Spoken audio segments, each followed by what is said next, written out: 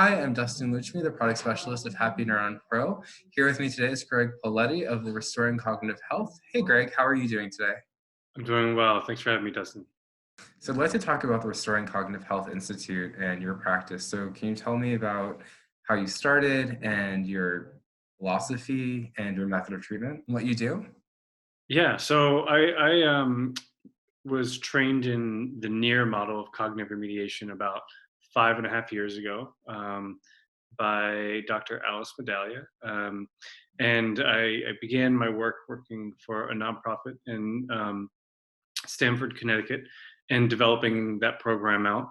And that the population that we work primarily with were adult individuals living with schizophrenia or other psychotic disorders. Um, and then we also began targeting specifically and trying to work with young adults as well. And that brings me today where I work on my own with my own business, and I work primarily with young adults, so 18 to 20 something. And most of those young adults have pretty standard story where they may have started in college or started kind of down a track, and they had their first episode or they hit a barrier for some reason, and they had to stop whatever they're doing. So that means they had to drop out of school or they had to quit their job, and oftentimes they ended up hospitalized. And so I usually begin working with them once they've been stabilized and they've transitioned out of the hospital and they're trying to kind of pick up the pieces and get back into school or trying to work again. And so we start addressing the cognitive piece once they're ready to do that. So I work primarily individually with clients, but periodically there will be some demand for a group. And as I mentioned earlier, in the NEAR model, which stands for Neuropsychological Educational Approach to Remediation. So with that, you're adding in, you're combining rather this educational theory with a lot of therapeutic techniques. And when you do that, you allow people to not only kind of improve or restore rather their cognition, but you also improve their self-esteem, their confidence, their motivation, especially when you're working with individuals with schizophrenia. You have to really build the motivation. And by doing that, the functional outcomes dramatically are improved. Almost universally, when I'm working with young adults, after we begin setting goals and working toward that goal, they will re-enter school or they'll re-enter the workforce.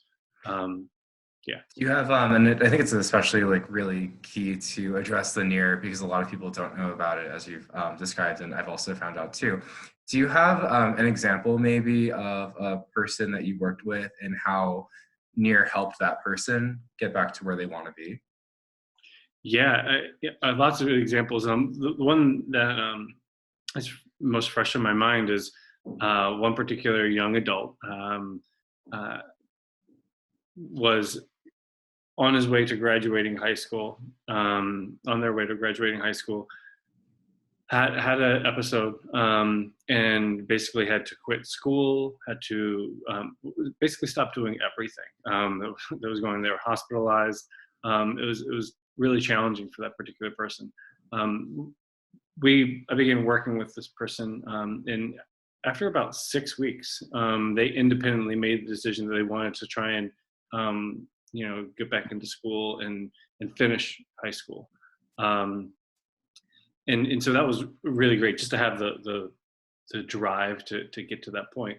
But also from a cognition standpoint, they were testing really low. So we're talking like in the 20th percentile for a really smart individual.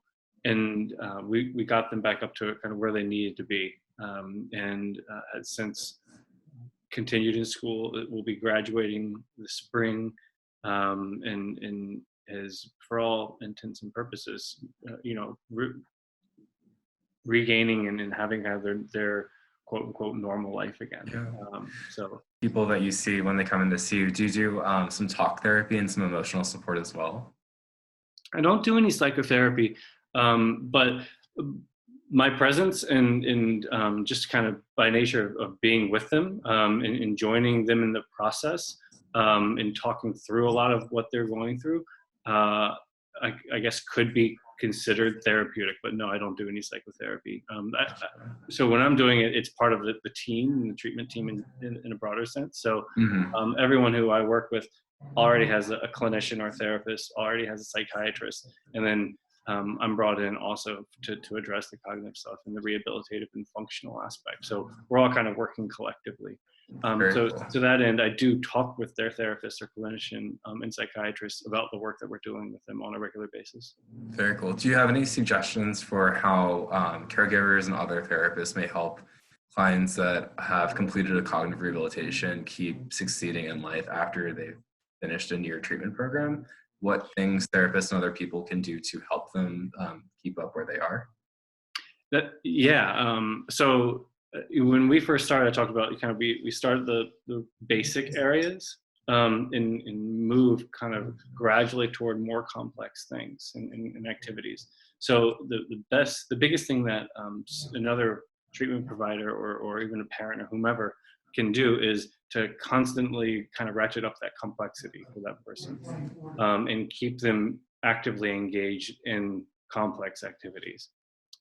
So even if they're not going to school or they're not working, get them to be gardening or cooking all the time, or get them to learn a new language or to practice playing an instrument.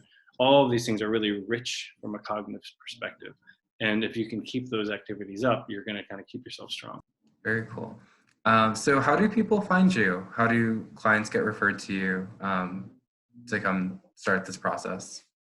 So the most common way for clients and people to find me is usually through, I mentioned earlier, the kind of the transition out of the hospital stay. So oftentimes they're kind of mixed into there with a clinician will find me or go through that process. A number of people do end up kind of searching online and find me through my website, which is rchinstitute.com or restoringcognitivehealth.com, whichever one. And a therapist also. So psychiatrists and therapists will often kind of know about cognitive remediation, know that I'm really one of the few people that do it on an outpatient basis in this area in Southern Connecticut and the New York City metro area. Very cool.